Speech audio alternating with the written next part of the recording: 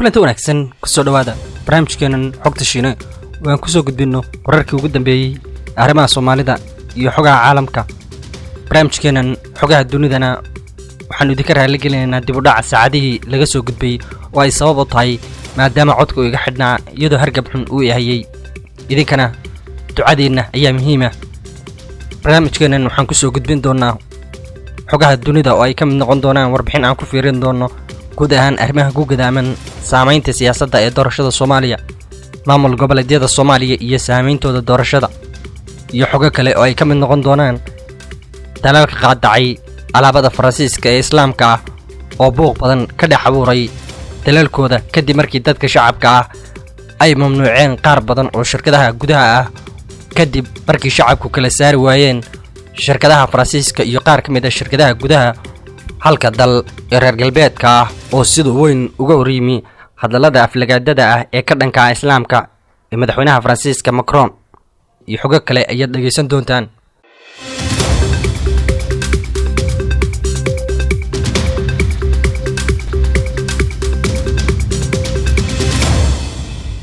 waxaa jira xaqiiqo dhulka taal oo si toos ah saameyn ugu leh muuqaalka siyaasadeed ee maanta ka taagan Soomaaliya.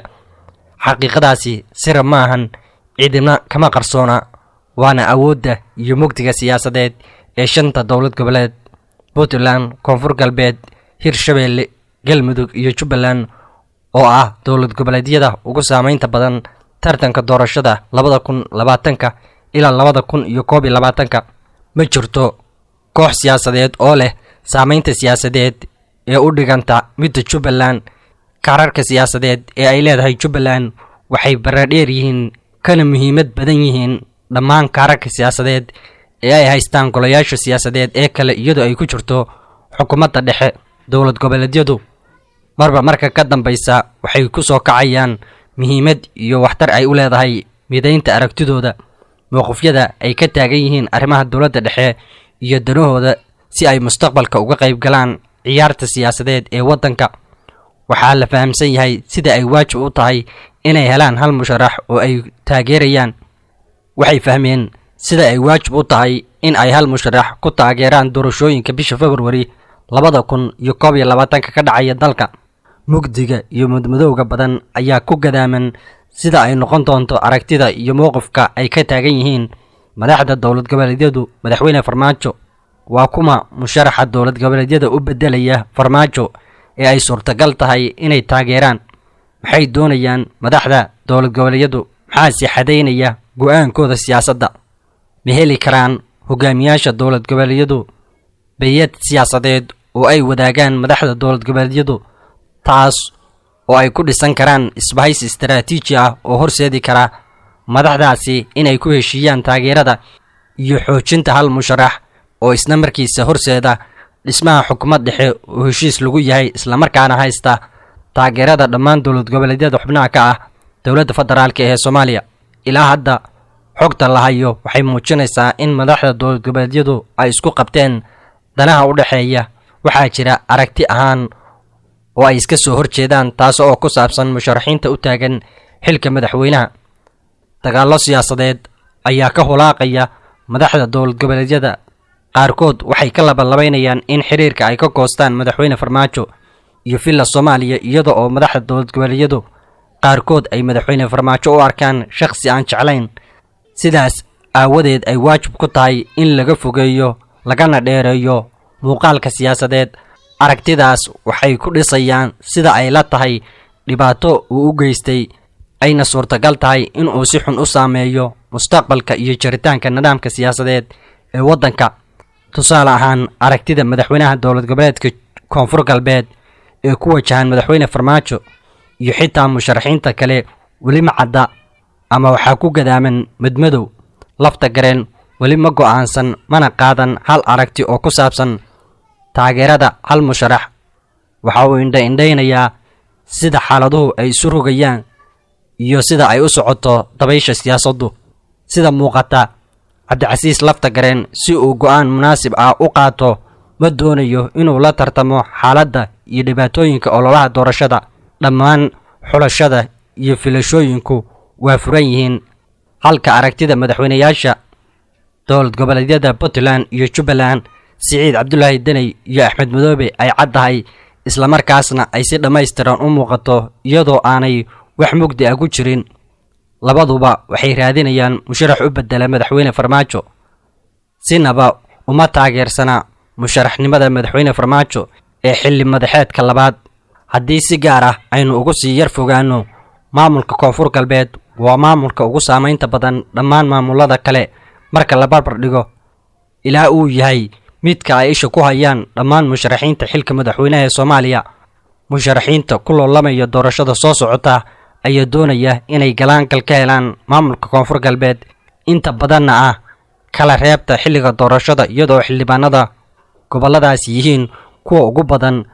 labada madaxweyne ee hore Sheekh Shariif Sheekh Axmed iyo Xasan Sheekh ayaa si gaar ah u soo dhaweystay labada nin ee ay door bidayaan in cod ay uga keenaan maamulkaas. labada nin oo kala ah Jawaari iyo Shariif Xasan Sheekh Aadan oo labaduba ka tirsan madasha xisbiyada mucaaradka ay hogaamiyaan madaxweynayaashii hore, balse xukuumadda xilkeedu uu dhammaanayo ayaa iyadana saameyn ku leh maamulkaasi, waxayna hore u geysay nin siyaasad ahaan ay isla shaqayn karaan. sidoo kale gudoomiyaha baarlamaanka ee xilka haya ayaa dowladda Farmaajo wakiil uga ah gobolka marka ay timaado ka hadlidda halka madaxweynaha maamulka Galmudug Axmed Qorqor iyo aragtidiisa ku wajahan doorashooyinka. ilaa hadda waxaa muuqata inuusan af haysan.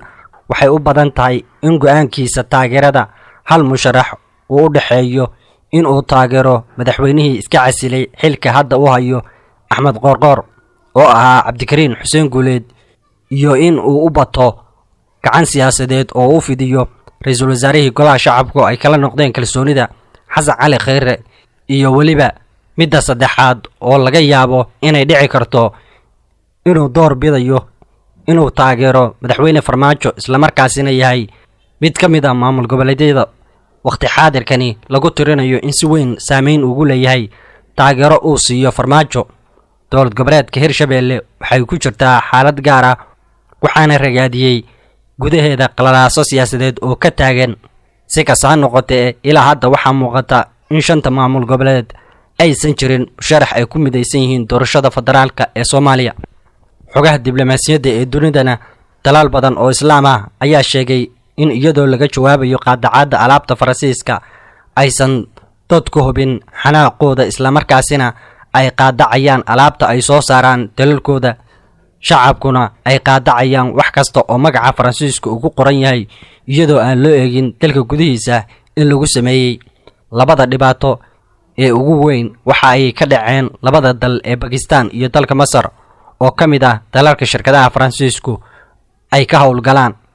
carada muslimiinta ayaa keentay dhowr weerar oo rabshado wata oo ay ka mid ahaayeen markii macallin Faransiis ah Samuel Paty qoorta laga jaray, iyada oo kadib ay xoogaysteen hadallada dhaleecaynta ah ee ka soo yeedhaya Faransiiska oo si weyn uga jawaab celiyeen dalalka Islaamka ah.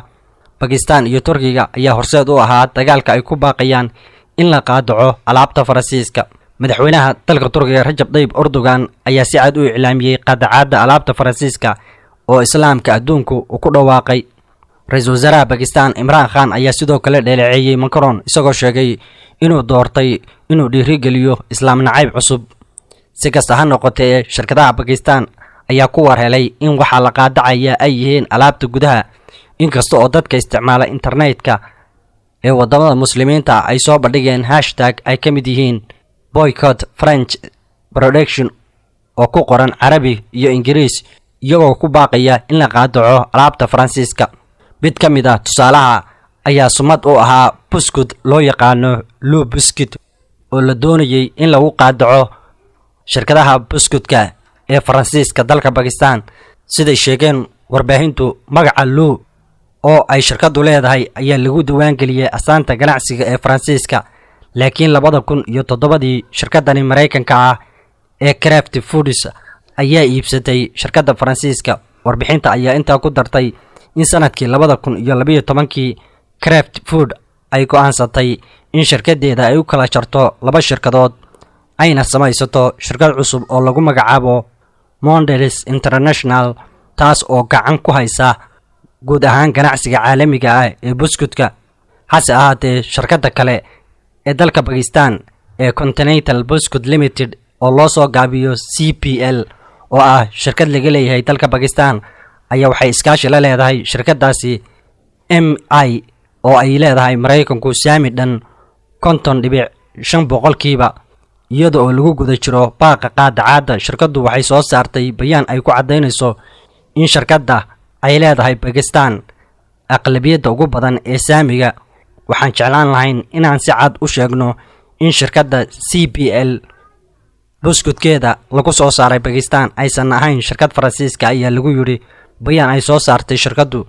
yeelkeeda dadka Pakistan wali waxay cadeynayaan inaysan eegi doonin in shirkadani saamiga ugu badan ay leedahay Pakistan iyo in Mareykanku uu leeyahay maadaama horey Faransiiska ay isaga lahayd magacaasi shirkadda. ilaa hadda afarta dal ee muslimiinta ah ee sida weyn looga qaadacay guud ahaan alaabada Faransiiska ayaa ah Turkiga, Bangladesh, Urdun, Pakistan iyo Malaysia oo la qaaday tallaabooyinkii ugu xooganaa ee lagu qaadacayo alaabta Faransiiska.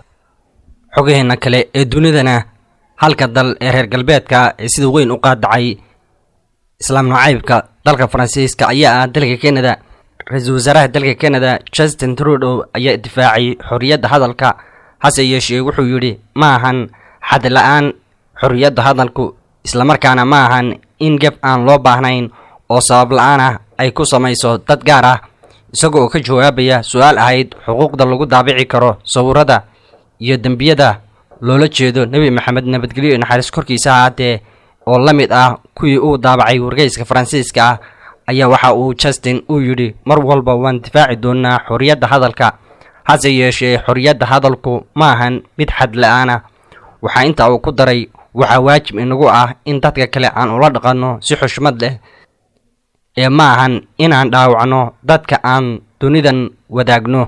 ma jiro qof xuquuq u leh inuu toogasho ku fuliyo shaneemo ay dad ka buuxaan. mar walba waxaa jira xad. ra'iisul wasaaraha dalka Canada ayaa iska fogeeyay mowqifka uu qaatay madaxweynaha Faransiiska Macron. wuxuu ku baaqay in xorriyadda hadalka loo adeegsado si taxaddar leh. wuxuu intaa ku daray waxaa waajib inagu ah in aan ka warhayno saameynta erayadeena iyo ficilada ay ku yeelan karaan dadka kale, gaar ahaan bulshooyinka iyo kooxaha markii horeba dareemayay takoorka. ra'iisul wasaaraha dalka Canada ayaa sidoo kale cambaareeyay weerarada lagu qaaday dalka Faransiiska.